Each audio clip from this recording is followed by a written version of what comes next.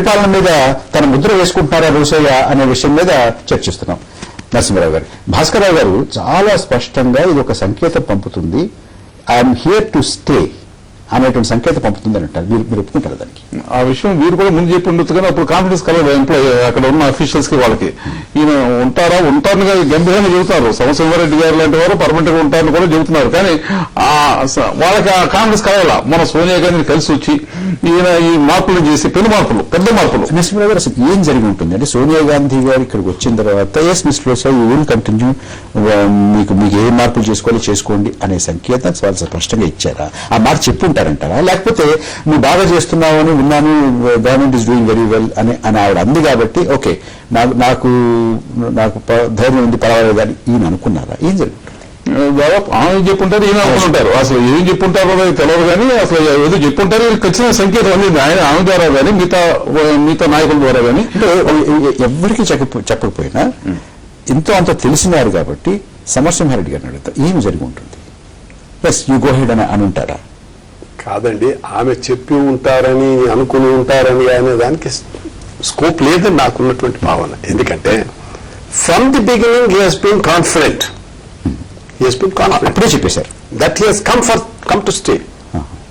But in his own humble way, with all humility at his command, he has been quiet in certain respects. Our quietness was misunderstood by many. ఆ విషయం మరి మీరు చెప్పిన వాస్తవైతే జగన్ వర్గానికి చెందిన వాళ్ళు వీళ్ళు ఎవరు గుర్తించలేకపోయారు ఆ విషయం. అంటే రోసయ్య గారు కూడా అంత కాన్ఫిడెంట్ గా ఎప్పుడు కూడా అనేక రకాలుగా మంత్రులు రకరకాల మాట్లాడుతుంటే మంత్రులు పిలిచి వారం చేసిన సందర్భం కూడా లేదు. మంత్రులు ఇష్టారోజ్యంగా మాట్లాడతారు, నేను వెళ్ళమని ఇది మార్చాలి, జగన్ రావాలని చాలా మంది మంత్రులు కూడా మాట్లాడతారు. ఈ దగ్గర పనిచేసే మంత్రులు ముఖ్యమంత్రి మారాలి అంటే కొత్త ముఖ్యమంత్రి రావాలంటే మంత్రి మారాలని కదా, ముఖ్యమంత్రి మారాలని ఆ విషయం మాట్లాడితే కనీసం ఒకసారి ఫోన్ చేసి ఈయన హెచ్చరించారా? ఈయన కూడా కాన్ఫిడెన్స్ లేదు. ఇప్పుడు వాళ్ళ గంభీరంగా ఏమైనా చెప్పొచ్చు, కానీ మొదలుగా కాన్ఫిడెన్స్ లేదు. వాళ్ళ మంచి కాన్ఫిడెన్స్ వచ్చింది, శుభపరిణామం. రాష్ట్రానికి ప్రభుత్వానికి కాంగ్రెస్ కి అన్నిటికీ కూడా శుభపరిణామం. కానీ ఈయన ముందు నుంచి కాంగ్రెస్ ఉందని చెబుతూ మాత్రం బుకాయిస్తాయి.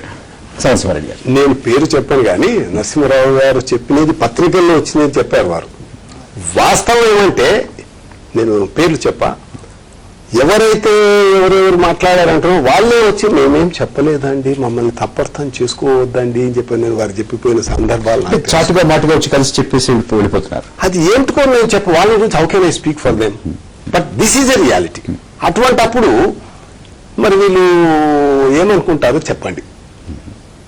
అంటే ఒకటే ఉంటుంది, ఈయనతో మాత్రం ఈయన దగ్గర మంచితనాన్ని పోగొట్టుకోవడం, ఈయనతో సంబంధాలు చెడగొట్టుకోవడం ఎందుకన్నా భావంతో వాళ్ళు చెప్పుకుంటారు తప్ప వాళ్ళకి డౌట్ ఉంది, అందరికీ డౌట్ ఉంది ఈయన కంటిన్యూ అవుతారో లేదన్నది. ఎక్స్పీరియన్స్ ఉన్న వాళ్ళకి ఎవరికి డౌట్ లేదండి, అది కరెక్ట్. అంటే ఆయన ప్రత్యామ్నాయం లేదు అందరూ చెప్పుకుంటున్నాం, ముందు నుంచి చెప్పుకుంటున్నాం. ఇందుకే రోసయ్య గారి ప్రత్యామ్నాయం లేరు.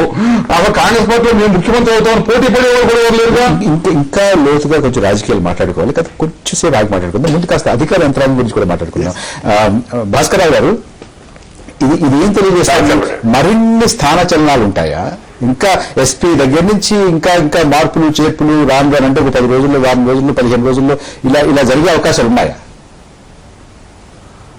ఉన్నాయండి, తప్పకుండా. ఎందుకంటే ప్రతి కెప్టెన్ ఒక టీం తీసుకెళ్ళినప్పుడు వాళ్ళకి ఆయన కావాల్సినటువంటి ప్లేయర్స్ ని ఆయన తీసుకుంటాడు. ఫస్ట్ టైం కాదనుకోండి, by and large Congress government లో ఎప్పుడు చీఫ్ మినిస్టర్ ఆయన కావాల్సిన మనుషులు at least as far as officers are concerned ఆయన కావాల్సిన మనుషులు ఆయనకి ఎవరైతే కాన్ఫిడెన్స్ ఉన్నోళ్ళో వాళ్ళని పెట్టుకుంటూ ఉంటారు. ఇప్పుడు ఈ యొక్క సీక్వెన్స్ ఆఫ్ ఈవెంట్స్ లో చూస్తుంటే పొలిటికల్ గా వాళ్ళు ఏమనుకున్నారు, ఎవరు మాట్లాడుకున్నారు, వెదర్ సోనియా గాంధీ గారు ఒకలాగన్నారు, హైకమాండ్ ఒకలాగున్నారు అనేది కాదు, కానీ there is certainly un uncertainty. ఎందుకంటే ఇన్ఛార్జ్ అని ఆయన గబుక్కుని పెట్టేసేసి పబ్లిక్ లోను ప్లస్ ఆఫీసర్స్ లోను it did go down that he was the boss. Now ఆయనకి అన్ని పవర్స్ ఇచ్చి నువ్వు యూ గో హెడ్ అంటే నువ్వు you are here to stay, కానీ ఎక్స్ట్రా కాన్స్టిట్యూషనల్ అథారిటీస్ అంతకు ముందు ఉన్నాయి. మనకి 2-3 వస్తున్నాయి. ప్రయర్ టు రోసయ్య గారి సిచ్యువేషన్ లో certain extra constitutional authorities were there, power centres were there. లేకపోతే ఇంకొక the people some officers alignment ఒక పర్టికులర్, తర్వాత పొలిటికల్ ఫ్యాక్షనలిజం కూడా ఉంది. సో ఇప్పుడు ఇచ్చిన సిగ్నల్ ప్రకారం look there is no place for political factions, number 1. Number 2, you are here to stay. Number 3, there is a certainty of the government, so that ఎందుకంటే administrative functioning బాగా smooth గా వెళ్తుంది, లేకపోతే ఎప్పుడు ఏంటి అని మనకు తెలియట్లేదు. there is a confidence in the chief minister, there is a confidence and a feeling of certainty in the administration. Inkoti, you go ahead and do what is right, then no factionalism and constitute